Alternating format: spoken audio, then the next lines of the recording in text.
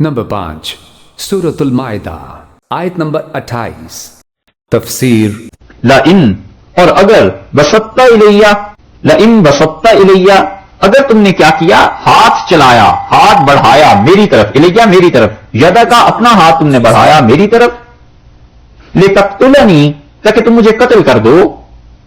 اس جذبے سے اس نیت سے اگر ہاتھ بڑھا رہے ہو ما انا بباسط میں ہرگز ہاتھ بڑھانے والا نہیں ہوں یدیا اپنا الیکا تمہاری طرف لاقتلک تاکہ میں تمہیں قتل کر دوں انہوں نے کہا کہ اگر تم ہاتھ بڑھا رہے ہو میرے قتل کے لیے میں اس کے مقابلے میں تمہاری طرف ہاتھ بالکل نہیں بڑھاؤں گا قتل کے لیے کیوں انی اخاف اللہ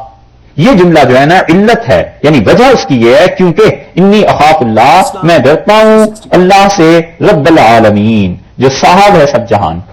جو آقا ہے سارے جہان کا میں اس سے ڈرتا ہوں اس سے معلوم ہوتا ہے کہ کوئی ناحق کسی کو مارنے لگے تو اس کو رخصت ہے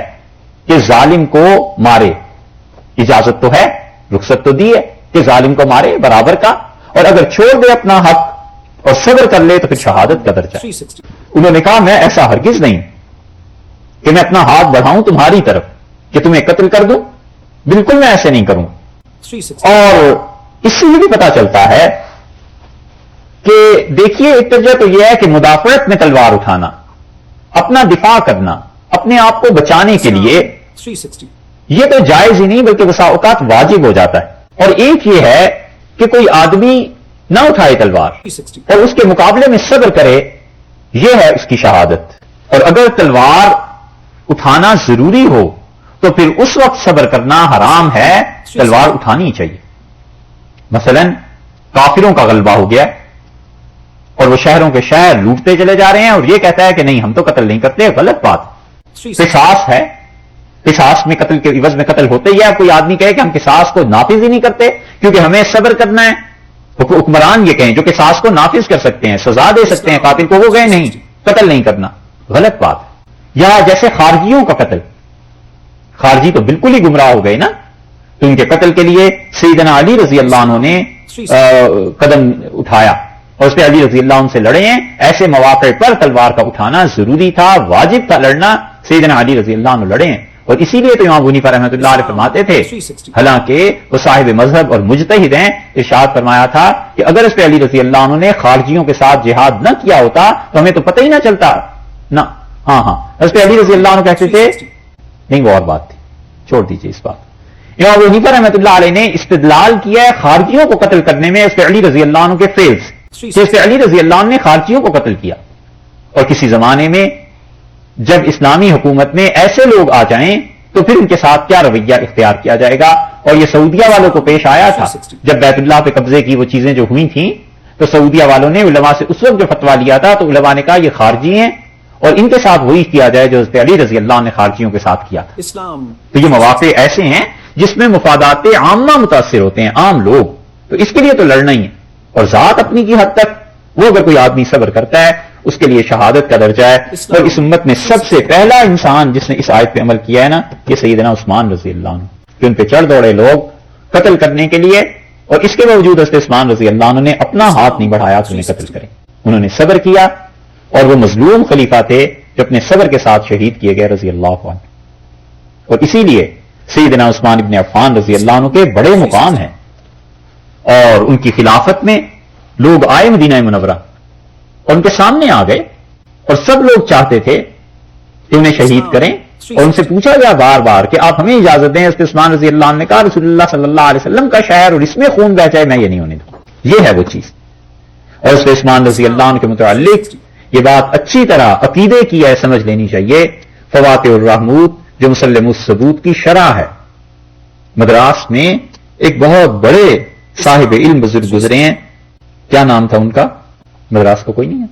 مولانا عبدالعلی صاحب رحمۃ اللہ علیہ. مولانا عبدالعلی صاحب رحمۃ اللہ علیہ انہوں نے اس مسلم الثبوت کی شرح لکھی ہے فواتح الرحمود, اور انہوں نے تحقیق سے یہ بات لکھی ہے کہ ہمارا یہ عقیدہ ہے کہ حضرت عثمان رضی اللہ عنہ کے خون میں کوئی ایک صحابی رضی اللہ عنہ بھی شریک نہیں تھے. زیادہ سے زیادہ محمد بن ابو بکر رضی اللہ عنہ کے متعلق کہا گیا ہے, اور محمد بن ابو بکر رضی اللہ عنہ نے جب داڑھی پکڑی حضرت عثمان رضی اللہ عنہ کی تو انہوں نے کہا اس داڑھی کی تمہارا باپ عزت کرتا تھا, اور وہ شرما کے ہٹ کے اور وہ باہر چلے گئے. حضرت عثمان رضی اللہ عنہ کے خون میں ان کی شہادت نہیں تھی. اور محمد بن ابو بکر رضی اللہ عنہ یہ پیدا ہوئے ہیں چھوٹے صحابہ کرام رضی اللہ عنہ میں شمار کیا جاتا ہے. حج کے جتنے واقعات آئے ہیں نا اس میں جہاں محدثین اور حدیث یہ آتی ہے نا کہ وہ اسما بنت امیس رضی اللہ عنہ کے ہاں بیٹا پیدا ہوا اور رسول اللہ صلی اللہ علیہ وسلم کی خدمت میں پیش کیا گیا، یہ وہ محمد تھے. حضرت صلی اللہ علیہ وسلم کی وفات کے وقت یہ 3-4 ماہ کے تھے، بس آخری حج میں پیدا ہوئے. تو چونکہ حضرت صلی اللہ علیہ وسلم کی نظر اس بچے پر پڑی تھی اس لیے انہیں صحابی رضی اللہ عنہ کہا جاتا ہے. وگرنہ حقیقت میں وہ صحابہ کرام رضی اللہ عنہ جنہوں نے رسول اللہ صلی اللہ علیہ وسلم کے ساتھ وقت گزارا ہے ان میں سے نہیں، اور اپنی جگہ پر بڑے فاضل آدمی تھے، بڑے فاضل آدمی تھے اور اتنے عبادت گزار تھے کہ حضرت علی رضی اللہ عنہ ان کی عبادت کی تعریف کرتے تھے. کبھی ذکر آیا مشاجرات کا، صحابہ کرام رضی اللہ عنہ کے آپس کے اختلافات کا، پھر کھل کے بات کریں گے کہ محمد بن ابو بکر رضی اللہ عنہ ان سے یہ غلطی ہوئی اور خدا سے انہوں نے توبہ کی، معافی مانگی، اور کتنی بڑی شخصیت تھی. اور محمد بن ابو بکر رضی اللہ عنہ کو حضرت علی رضی اللہ عنہ کے سوتیلے والد ہیں. شیعہ حضرات اپنی تان اور اس چیز کا نشانہ اس لیے بناتے ہیں کہ اصل میں تو ان کے والد حضرت ابو بکر رضی اللہ عنہ. اسما رضی اللہ عنہ کی تیسری شادی حضرت علی رضی اللہ عنہ سے ہو گئی تھی. پہلی حضرت جعفر سے ہوئی تھی، دوسری حضرت ابو بکر سے، تیسری حضرت علی رضی اللہ عنہ سے ہو گئی تھی. تو حضرت علی رضی اللہ عنہ کی گود میں انہوں نے پرورش پائی ہے، علم تھا بہت. اور ان کے بیٹے آگے قاسم بن محمد بن ابو بکر، تو کیا کہنے اس آدمی کے. عمر بن عبدالعزیز رحمۃ اللہ علیہ کو جب تنگ کیا بنو امیہ نے شام میں، تو انہوں نے کہا اگر تم نے مجھے زیادہ تنگ کیا تو میں یہ خلافت جا کے قاسم کو دے دوں گا. قاسم بن محمد بن ابو بکر رضی اللہ عنہ، حضرت ابو بکر رضی اللہ عنہ کے پوتے ہر طرح سے اہل تھے کہ امیر المومنین ہو جاتے. اتنا علم تھا کہ مدینہ منورہ میں ان کے فتوے کے مقابلے میں فتویٰ نہیں ہوتا تھا. مسجد نبوی میں پڑھاتے تھے. اور یہ حضرت ابو بکر رضی اللہ عنہ کے پوتے اور حضرت عمر رضی اللہ عنہ کے پوتے سالم،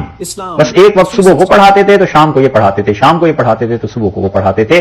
دونوں کو اللہ نے بڑا علم دیا تھا. تو حضرت عثمان رضی اللہ عنہ اس آیت پر عمل کرنے والے پہلے آدمی تھے اس امت میں. انہوں نے اپنا ہاتھ نہیں بڑھایا. اس نے کہا ما انا بباسط یدی الیک لاقتلک، میں ہرگز اپنا ہاتھ نہیں بڑھاؤں گا. ماں کی نفی ہو گئی نا، اور اس کے بعد باسطن اس میں فاعل لے آیا کہ میں بڑھانے والا نہیں ہوں، اور نفی بھی تاکید کی آ گئی، استمرار، یعنی بالکل ہاتھ نہیں میں بڑھانے والا ہوں آپ کی طرف. لاقتلک تک کہ میں آپ کو قتل کر دوں. کیوں؟ انی اخاف اللہ رب العالمین، میں ڈرتا ہوں اللہ سے جو ساد سب جہان کا، یعنی اس پوری کائنات کا جو پروردگار ہے. میں بالکل قطعاً ہاتھ نہیں اٹھاؤں گا، میں قطعاً یہ چیز نہیں کروں گا.